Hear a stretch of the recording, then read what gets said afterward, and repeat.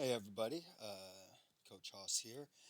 I'm just going to do a video review for our test this Thursday and Friday and show you how to do most of this stuff using Desmos.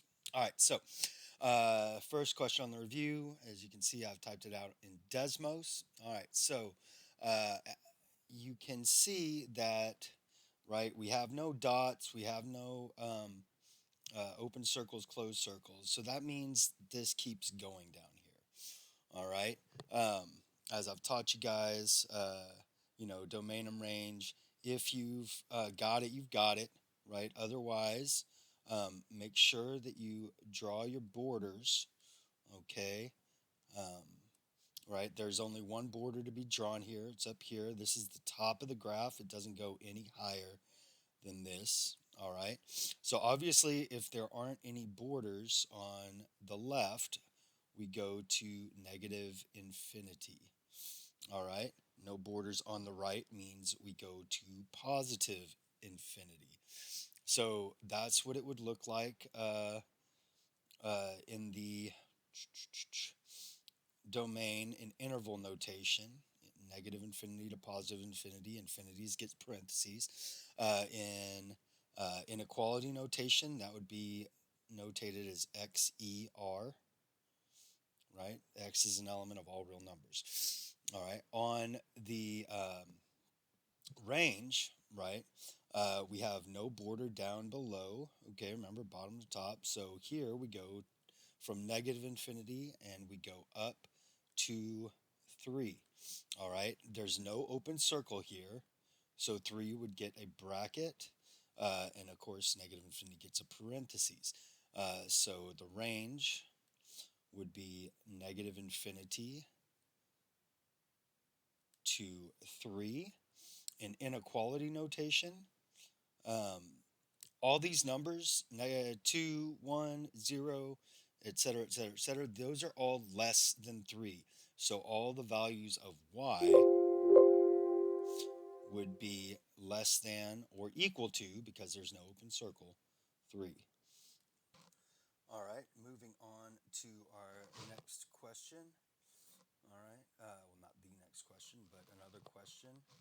All right, here we have another one, another domain and range. Again, I'm just going to real quick show you drawing the borders. Here is the top of the graph, right? So we do not go up past this point at negative 4. And we do not go further left than this point. All right, so on the range, we'd start at negative infinity, right? Because no borders. This is an arrow. No, no dots over here. So negative infinity down here, infinity over here, negative 4 right here, right? Negative 5 right here. Okay, so negative 5 to infinity, right? Negative infinity to negative 4. Okay, that would look different on the inequality, but we've already gone over that. So, all right, next I'm going to move down to question 5. All right, quadratic function in vertex form. Anytime you're writing something, we're looking for an equal form, right? We can do that by graphing and matching. All right. Of course, I always encourage you guys to try your algebra, but this also works just in case. All right. So there's our graph. Now we need something that matches exactly. All right. I'm going to try this first one right here. Minus 17. All right. So you can see two totally different graphs. All right, two totally different graphs. I will try the second one just to see. All right, and you can see even on the second one, two totally different graphs. All right, so neither of the first two options are correct. So try the third and fourth, see which one matches. Next, number 6. All right, so the thing here, okay, is they give you a graph that you have to match with an equation, uh, there will be at least two whose vertex matches this vertex, all right? But that is only one point on a graph, all right? The graph, again, has to match exactly. So they've given you this other point. So the graph that you match has to have both of these points, all right? That has to go through that vertex. It also has to go through that point to -3. If it does not, it is not the correct equation. Mm, all right, let's see where we are. Good. Okay, next, number 7. Okay, so this is kind of a tough one, here and there. All right, first let's look at the wording. Okay, first we have a no more than.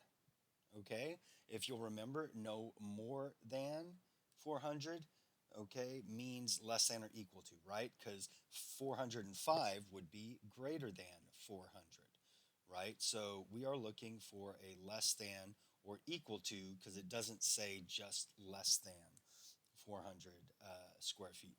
All right, also, same here, no more than. So on our second equation, we'll also have a less than or equal to. Okay, remember area. Okay, everyone should remember this. Area is length times width. Okay, so the area, the length times width, has to be less than or equal to 400. Okay, here, the total length of the three sides. Okay, so we're talking this side, and this side. So one length, two widths.